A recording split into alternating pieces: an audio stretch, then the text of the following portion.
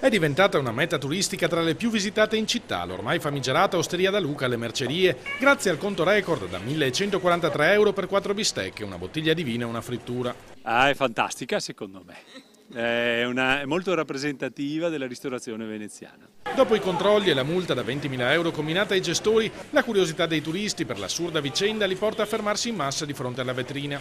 C'è chi si accontenta di un selfie sullo sfondo della bettola più costosa al mondo e chi decide di sfidare la sorte ordinando un piatto o anche solo un caffè e gustarsi l'adrenalina nell'attendere il conto.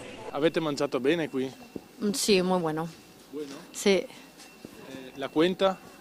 Bien, normal. 5 euros, dos cafés. Está bien.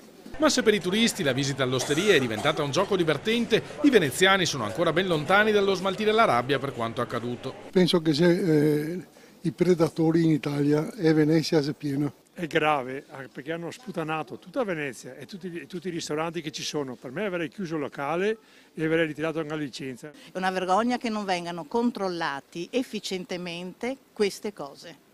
Perché sinceramente farsi questa pubblicità, ma non in questo periodo perché è carnevale o quel che è, proprio per il contesto, queste cose non dovrebbero succedere. Mi dispiace dirlo e mi scuso per i malfattori perché questa è veramente una truffa. Mi scuso io a nome di tutti i veneziani perché non siamo tutti delinquenti.